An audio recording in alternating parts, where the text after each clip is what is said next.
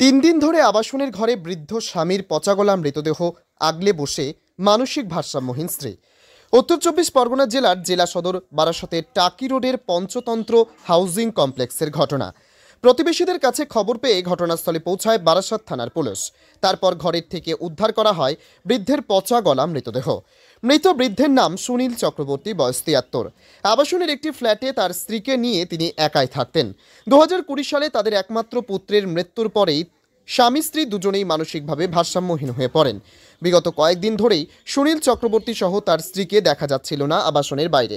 রবিবার দুপুরে তাদের ঘর থেকে আজ দুর্গন্ধ বেরোতেই তাদের প্রতিবেশীরা বারাসত থানায় খবর দেয়। পুলিশ এসে সেখান থেকে বৃদ্ধের পচা গলা দেহ সহ তার স্ত্রীকে জীবিত অবস্থায় উদ্ধার করেন। পরবর্তীতে বারাসত থানার পুলিশ ওই মৃতদেহটিকে বারাসত মেডিকেল কলেজ ময়নাতদন্তের জন্য পাঠায়। প্রতিবেশীরা জানিয়েছে ওই বৃদ্ধার নিকট কোনো আত্মীয় স্বজন নেই। আপাতত বৃদ্ধাকে বারাসতের কোনো বৃদ্ধাশ্রমে পাঠানোর ব্যবস্থা করছে পুলিশ প্রশাসন।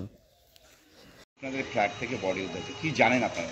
আমরা জানি বলতে দেখুন, আমরা সবাই প্রতিবেশী। ওনার আত্মীয় স্বজন কে কোথায় থাকে কিছুই জানি না।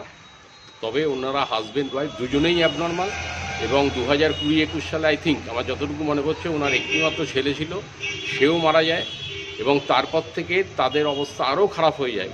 কিন্তু আমরা তাদের কোনো রিলেটিভস কোথায় থাকে কী বৃত্তান্ত কিছুই জানতাম না। ভবঘুরের মতো ঘুরে বেড়াতো, কিছু খাওয়া দাওয়া করতো। লাস্ট 3-4 দিন ধরে দেখা যাচ্ছে ওই ভদ্রলোককে দেখা যাচ্ছিল না এবং ওই বিল্ডিংয়ের লোকজনের কাছে একটা ব্যাড স্মেল আসতে শুরু করে আজকে সকালবেলা থেকে। তাতেই আমরা সাসপেক্ট করি কিছু একটা ঘটেছে।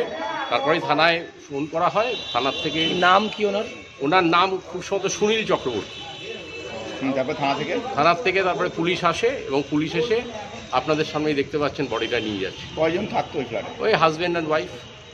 ওনার ছেলে ছিল, ছেলে আগেই মারা গেছে। এখন বর্তমানে কি ওয়াইফও থাকেন এবং ওনাদের দুজনেরই কিন্তু মেন্টালি ডিসেবল, মেন্টালি কোনোদিনই সুস্থ নন। আপনার নাম? আমার নাম স্নেহাশিস দাস। এই ফ্ল্যাটের নামটা কি আছে? পঞ্চতন্ত্র হাউজিং কমপ্লেক্স, টাকি রোড, বারাসত।